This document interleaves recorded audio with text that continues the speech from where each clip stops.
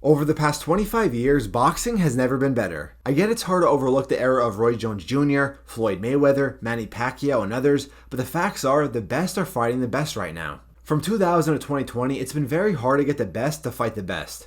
To prove it, let's look at the undisputed champions since then. From 2000 to 2020, we only had Bernard Hopkins, Jermaine Taylor, Terence Crawford, and Alexander Usyk. They were the only undisputed champions in that 20-year span. That's 4 boxers in 20 years. Now, over the past 4 years, since 2020, we had 7 undisputed champions. Josh Taylor, Canelo, Jermell Charlo, Devin Haney, Inoue in 2 divisions, Terence Crawford at welterweight, and Usyk at heavyweight. That's 7 boxers in 4 years. It's not just the boxers wanting to be great, even though that's part of it, it's mainly the money. It was always about the money, but with more competition from other combat leagues like the UFC, and even celebrity boxing, where you have Jake Paul bringing in more viewers than the real champions, it starts to put some pressure on the promoters and the organizations. So while the promoters in America and the UK are being greedy and they're holding up fights, a man named Turki Al-Sheikh from Saudi Arabia comes in and offers absurd fight purses for these fighters. And this is what the fans want, and this is what the fighters want. And that's how big fights are made. Could it be sports washing? Most likely, but that doesn't change the fact that he is the guy making the fights, and he is the guy that's making fans want to tune in, and that's what's bringing money into the sport of boxing.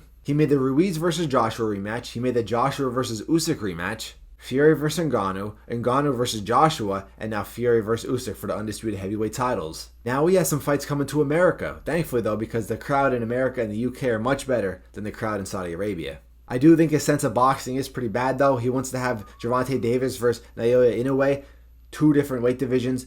Tank is obviously much bigger. Canelo Alvarez versus Terence Crawford, obviously 2 different weight divisions. It's unnecessary, though it's big fights, and he realizes that as a businessman. I don't blame him. He chases where the money is. Fans are going to tune in more for that than Canelo fighting is mandatory, or Tank fighting is mandatory. Professional boxing is a business first, then a sport. But even in the US, away from Saudi Arabia and Turkey, we had some big fights in the US. We had Gervonta Davis versus Ryan Garcia, Lomachenko versus Haney for the undisputed lightweight titles. And then of course Terence Crawford versus Errol Spence, a fight that we've been wanting the longest. I don't know what the future holds for boxing and if it could actually keep going down this route.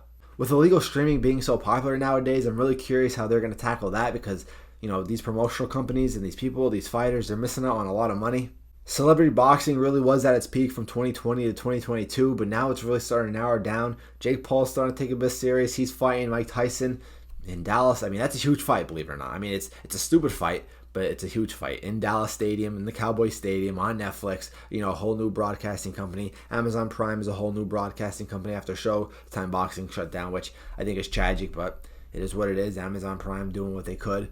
The Zone's taking over. Eddie Hearn's amazing. Al Heyman's amazing. Bob Abrams still kicking strong. He puts on good top rank boxing cards all the time. But I don't know how you could tell me that boxing is not good now compared to the past 20 years, okay? You pick a year, pick a time, pick a 3 to 4 year time gap from 2020 to now that is better from 24 to 2020, okay? Please try to point out a time. Because listen, when we got Floyd Mayweather versus Manny Pacquiao, they were out of their primes. The heavyweight division was very weak too. Heavyweight division's not as good as the 80s and 90s and 70s, but it's definitely better than the heavyweight division of the past 20 years. I'm sure we all could agree. Joshua, Usyk, Wilder, Fury. I mean, I'd say it was more in its prime 2 or 3 years ago, and majority of those guys were in their prime. But we have Jared Anderson coming up, a lot of other young guys in the heavyweight division. Heavyweight division is looking good. When the division of heavyweight is looking good, boxing is looking good. But we have so many good guys in every division. People are paying attention now to the lower divisions with Inoue, okay?